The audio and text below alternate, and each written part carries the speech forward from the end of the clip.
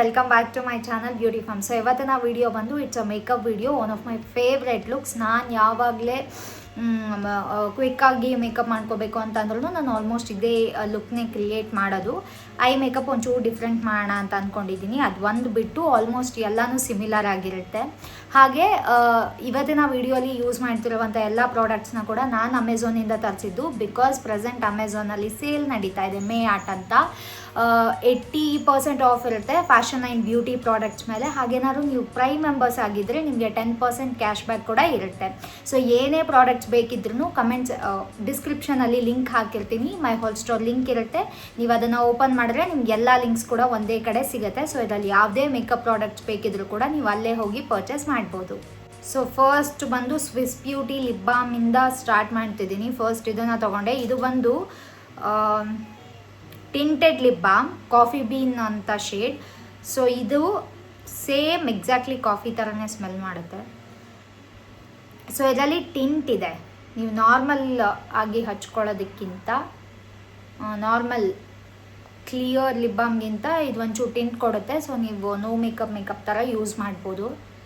ಇದು ಟಿಂಟ್ ಅಷ್ಟಾಗಿ ಸ್ಕ್ರೀನ್ ಮೇಲೆ ಕಾಣಿಸ್ತಿಲ್ಲ, ಎಕ್ಸಾಕ್ಟಾಗಿ ಟಿಂಟ್ ಕೊಡ್ತಿರೋದು. ಬಟ್ ಟಿಂಟು ಕೊಡುತ್ತೆ ಆ್ಯಂಡ್ ತುಂಬ ಗ್ಲಾಸಿಯಾಗೂ ಕಾಣಿಸುತ್ತೆ. ನೀವು ಇದನ್ನು ಏನೂ ಮೇಕಪ್ ಮಾಡದೇ ಇರೋವಾಗ ಕೂಡ ಯೂಸ್ ಮಾಡ್ಬೋದು. ತುಂಬ ಚೆನ್ನಾಗಿ ಕಾಣಿಸುತ್ತೆ. ಆ್ಯಂಡ್ ಮೇಕಪ್ ಮಾಡಿದಾಗಲೂ ಲಿಪ್ ಗ್ಲಾಸ್ ಥರ ಕೂಡ ಯೂಸ್ ಮಾಡ್ಬೋದು. ತುಂಬಾ ಗ್ಲೋವಿಯಾಗಿ ಕಾಣಿಸುತ್ತೆ. ಸೊ ಇದರಲ್ಲಿ ಈ ಶೇಡ್ ಇಷ್ಟ ಇಲ್ಲ ಅಂತ ಅಂದರೆ ಬೇರೆ ಪಿಂಕ್, ರೆಡ್ ಈ ಥರ ಶೇಡ್ಸ್ ಇದೆ, ಅದನ್ನು ಬೇಕಿದ್ರು ಪರ್ಚೇಸ್ ಮಾಡ್ಬೋದು. ಲಿಂಕ್ ಕೊಟ್ಟಿರ್ತೀನಿ.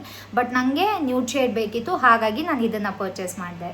ಸೊ ನಾನು ಆಲ್ರೆಡಿ ಸ್ಕಿನ್ ಕೇರ್ನ ಮಾಡಿದ್ದಾಗಿದೆ. ಮೇಕಪ್ಪಿನೇ ಡೈರೆಕ್ಟಾಗಿ ಸ್ಟಾರ್ಟ್ ಮಾಡೋಣ. ಸೊ ಸ್ಕಿನ್ ಕೇರ್ಗೆ ಮಾಯಿಶ್ಚರೈಸರ್ ಮತ್ತು ಸನ್ಸ್ಕ್ರೀನ್ ಅಷ್ಟೇ, ಮತ್ತೇನು ಯೂಸ್ ಮಾಡಿಲ್ಲ. ಆ್ಯಂಡ್ ಇವತ್ತು ಒಂದು ಹೊಸ ಸನ್ಸ್ಕ್ರೀನ ಟ್ರೈ ಮಾಡಿದೆ. ಐ ಥಾಟ್ ತೋರಿಸೋಣ ಅಂತ ಅಂದ್ಕೊಂಡೆ, ಬಟ್ ಸಿಕ್ತಿಲ್ಲ.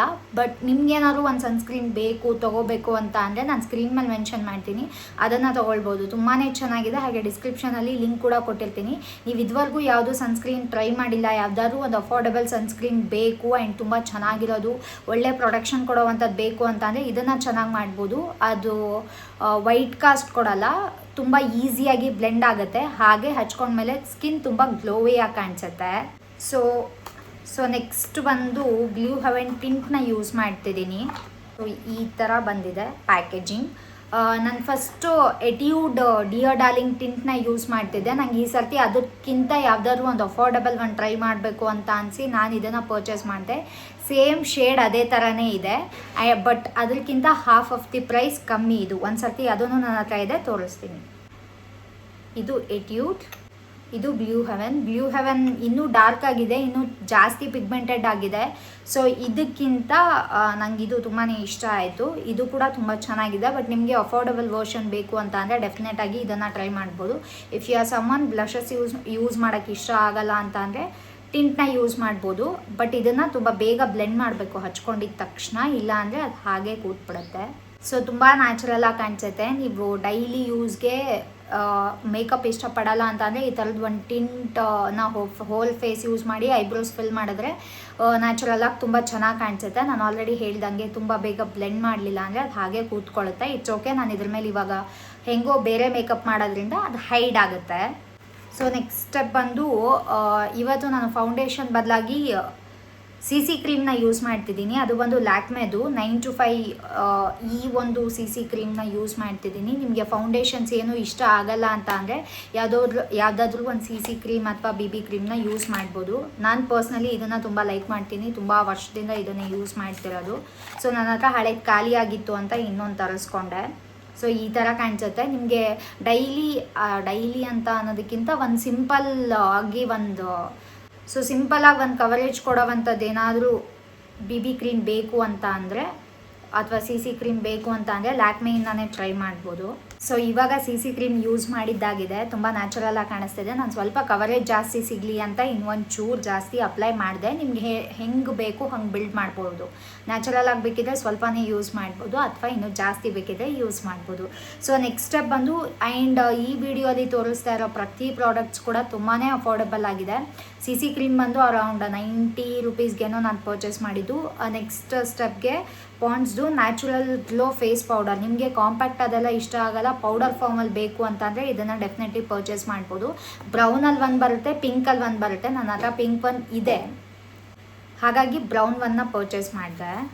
ಸೊ ನಿಮಗೆ ಕಾಂಪ್ಯಾಕ್ಟ್ಗಿಂತ ಅಫೋರ್ಡಬಲ್ ಬೇಕು ಅಂತಂದರೆ ಇದನ್ನು ಟ್ರೈ ಮಾಡ್ಬೋದು. ಐ ಥಿಂಕ್ ಇದು ಅರೌಂಡ್ 100 ರೂಪೀಸ್ ಒಳಗಡೆ ಸಿಗುತ್ತೆ. ಸೊ ಇಷ್ಟು ಪೌಡರ್ ಬರುತ್ತೆ, ಇದ್ರ ತುಂಬಾ ಇಷ್ಟೂ ಪೌಡರ್ ಇರುತ್ತೆ. ಸೊ ಆರಾಮಾಗಿ ನಿಮಗೆ 2 ಇಯರ್ಸ್ ಬರುತ್ತೆ.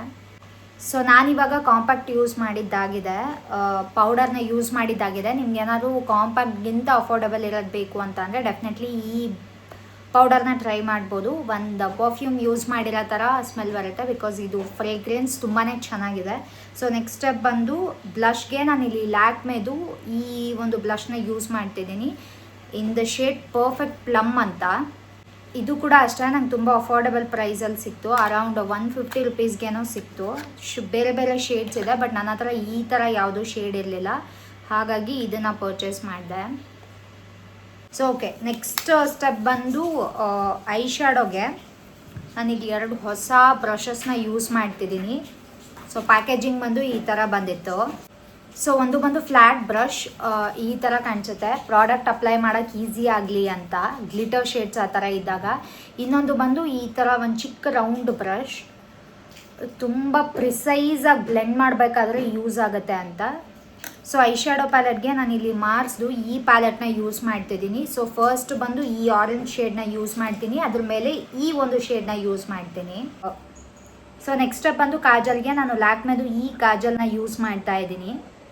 ಸೊ ಐಲೈನರ್ಗೆ ನಾನು ಇವತ್ತು ವಿಂಗ್ ಐಲೈನರ್ನ ಕ್ರಿಯೇಟ್ ಮಾಡ್ತಿದ್ದೀನಿ. ಅದು ಬಂದು ಲ್ಯಾಕ್ಮೇದು ಈ ಐಲೈನರ್ನ ಯೂಸ್ ಮಾಡಿಕೊಂಡು ಇವತ್ತಿನ ಮೇನ್ ಫೋಕಸ್ ಎಲ್ಲ ಐ ಮೇಕಪ್ ಮೇಲೆ ಇರುತ್ತೆ, ಸ್ಪೆಷಲಿ ಐಲೈನರ್ ಮತ್ತು ಕಾಜಲ್ ಮೇಲೆ.